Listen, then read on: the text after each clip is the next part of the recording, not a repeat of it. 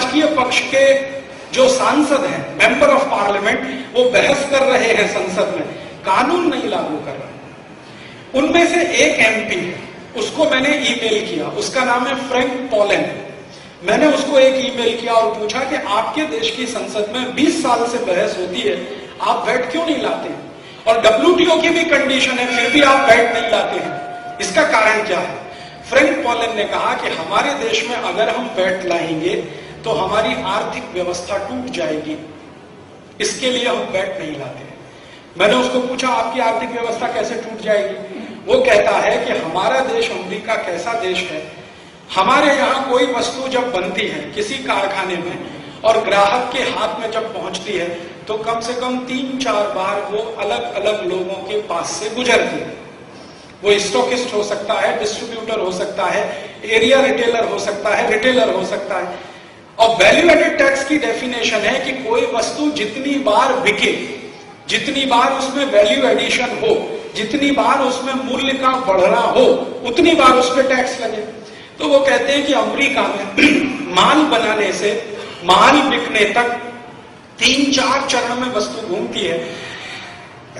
अगर हम वैट लाएंगे उसकी कीमत बढ़ जाएगी, कीमत बढ़ेगी, इन्फ्लेशन बढ़ेगा, इन्फ्लेशन बढ़ेगा तो हमारी सरकार का फिस्कल डेफिसिट बढ़ेगा, फिस्कल डेफिसिट बढ़ेगा तो अमेरिका की इकोनॉमी कोलैप्स हो जाएगी, इसलिए हम वैट नहीं लाते। एक बात। दूसरी बात उसने कही, हमारा जो संविधान है अमेरिका का, वो राज्यों के विशेष अधिकार की बात करता है और अमेरिका में 50 राज्य हैं। हर एक राज्य को उतनी ही ताकत है जितनी अमेरिका की सरकार को।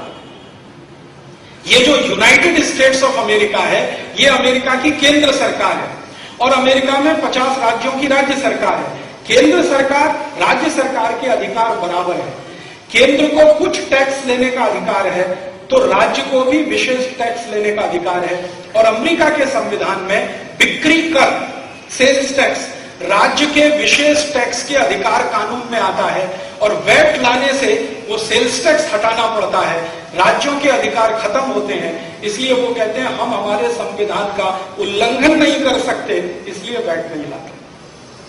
वो कहते हैं हमारा संविधान संघीय संविधान है, फेडरल कॉन्स्टिट्यूशन है, तो हम इसलिए वैट नहीं लाते। ये दो बातें, ये दोनों बातें भारत पे भी लागू होती है। भारतीय संविधान भी फेडरल कॉन्स्टिट्यूशन है, बस इतना ही अंतर है कि भारत में एक केंद्र सरकार है और 30 राज्य सरकार है। अमेरिका में एक केंद्र सरकार है, 50 राज्य सरकार है।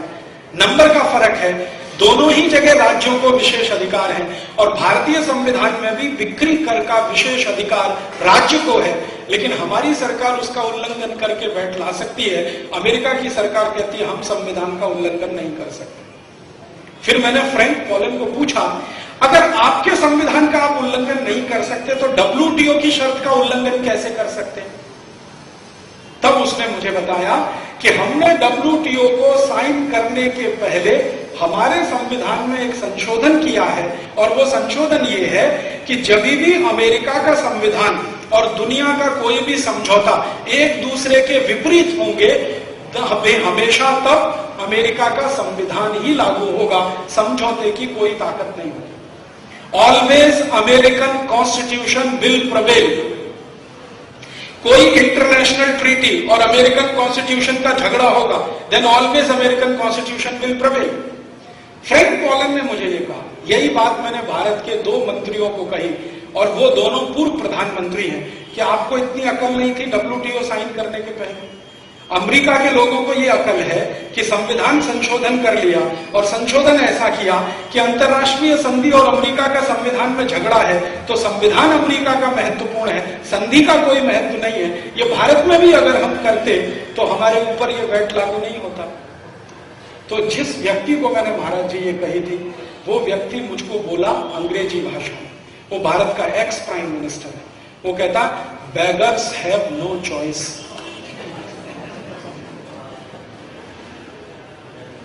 Beggars have no choice. और ये व्यक्ति जिसने मुझे ये कहा उसका नाम है इंद्र कुमार गुजराल, जो भारत में प्रधानमंत्री रह चुके हैं। वो कहता हम भी ये कर सकते थे संविधान संशोधन, लेकिन चूंकि हम भिखारी हैं इसलिए हम कुछ नहीं कर सकते। हम तो हाथ फैला के अमेरिका के सामने खड़े हैं भीख मांगने के लिए। जो कर सकता है वो अमेरिका कर सकता है, हम कुछ नहीं कर सकते। Beggars have no choice. तो इस कारण से हमने तो संविधान संशोधन बिना किए गैट करार सही कर दिया, तो गैट की हर एक शर्त हमारे ऊपर अब भारी पड़ने वाली है। अमेरिका ने संशोधन करके गैट करार सही किया, तो कोई भी काम जो अमेरिका विरोधी है, गैट के अंदर है, अमेरिका उसे नहीं माने तो कोई उसका कुछ नहीं बिगाड़ सकता। एक वो कहावत भी है ना, जिसकी लाठी उसकी भैंस। ताकत जिसके हाथ में है, कानून उसके पक्ष में है, नियम उसके पक्ष में है, संधि उसके पक्ष में। आज अमेरिका के हाथ में ताकत है तो सब कानून, सब संधि, सब नियम उसके पक्ष में है। दुनिया का कोई भी कानून, कोई भी नियम अमेरिका जब चाहे तब तोड़ सकता है और कोई उसका कुछ नहीं बिगाड़ सकता। अभी आपने देखा, दुनिया के सारे नियम तोड़कर उसने इराक पर हमला किया। पहले दुनिया को बताया कि उसके पास परमाणु बम है, एटम बम है, हाइड्रोजन बम है। इराक के पास कोई बम तो क्या, बंदूक की गोली नहीं निकली, ना एटम बम, ना हाइड्रोजन बम, ना कोई बम। फिर अमेरिका ने हमला किया तो कहता हाँ किया, अभी जिसको जो करना है कर ले। किसी ने क्या कर लिया उसका? यूनाइटेड नेशंस जैसी अंतरराष्ट्रीय संस्था भी अमेरिका की हाजी हाजी हाजी हाजी करती रहती। अफगानिस्तान पे हमला किया, किसी ने क्या कर लिया? जापान के ऊपर 2 एटम बम गिरा दिए अमेरिका ने, किसी ने क्या कर लिया उसका? कोरिया के ऊपर बम गिराए उसने, किसी ने क्या किया? वियतनाम के ऊपर बम गिरा दिए, किसी ने क्या किया? तो जिसकी लाठी उसकी भैंस, एक वो भी होता है। कोई संधि हो, कोई नियम हो, कोई कानून हो, अगर आपकी ताकत है तो सारे नियम कानून आपकी जेब में है, और अगर ताकत नहीं है तो वही नियम कानून आपके लिए फांसी का फंदा है। तो अमेरिका को गैट करार सही करने के बावजूद वैट नहीं लाया तो कोई उसको कुछ नहीं कह सकता। हमने सही कर दिया है गैट करार, तो वैट लाना हमारे लिए कंपलसरी हो गया, ये हमारी सरकार कहती है। अब ये जो शर्त है WTO की जिसके आधार पर वैट आया है, उस वैट को हिंदुस्तान की सरकार ने एक ड्राफ्ट बना के भारत के 30 राज्यों की सरकार को दे दिया, ऐसा ऐसा कानून बना दो। 30 में से 22 राज्यों ने कानून बना के लागू कर दिया, और जिन राज्यों ने कानून बना के उसको लागू किया उनकी स्थिति क्या है? 15 मार्च को सरकार ने ड्राफ्ट दिया, 15 मार्च को, और 30 मार्च को ज्यादातर सरकारों ने कानून बना के लागू किया। कुछ राज्य सरकारों की तो यह स्थिति थी कि उनको ड्राफ्ट 27 मार्च को मिला और 30 मार्च को कानून बन गया और 1 अप्रैल से लागू हो गया। कोई बहस नहीं, कोई चर्चा नहीं, कोई बात नहीं। और मजे की बात यह है कि यह भारत में पहला ऐसा एक कानून बना टैक्स का जिसको बनाने वालों को मालूम नहीं है कि कानून क्या है। मैं महाराज जी आपसे बहुत गंभीर बात कर रहा हूं, कानून बनाने वालों को माहिती नहीं कानून क्या है। क्योंकि जब ये कानून बन गया, मेरे जैसे कुछ लोगों के हाथ में वो ड्राफ्ट आया।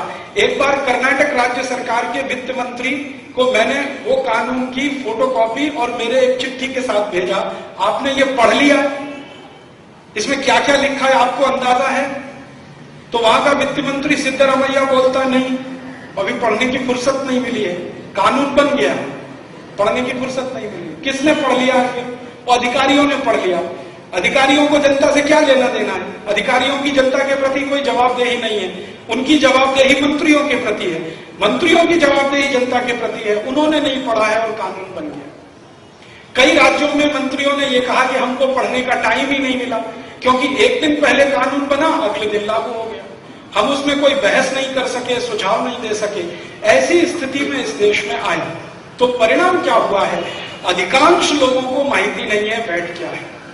जिनके ऊपर लागू हो रहा है उनको माहिती नहीं है, जिनके द्वारा लागू किया जा रहा है उनको माहिती नहीं है। और मैं आपको एक हास्यास्पद बात बताता हूं, पिछले 2.5-3 महीनों से मैं ज्यादा से ज्यादा व्याख्यान वैट पे कर रहा हूं, और बड़े बड़े व्याख्यानों में ऑफिसर आके सामने बैठते हैं, कमिश्नर आके बैठता है। मैं पूछता हूं तुम क्यों आए हो? क्योंकि मैं तो तुमको गाली देने वाला हूं। तो उसने कहा आपके व्याख्यान से माहिती मिलती है कि वैट क्या है। हमको तो कोई माहिती नहीं दे रहा है कि वैट क्या है। लागू ऑफिसर को करना है, उसको माहिती नहीं है वैट क्या है।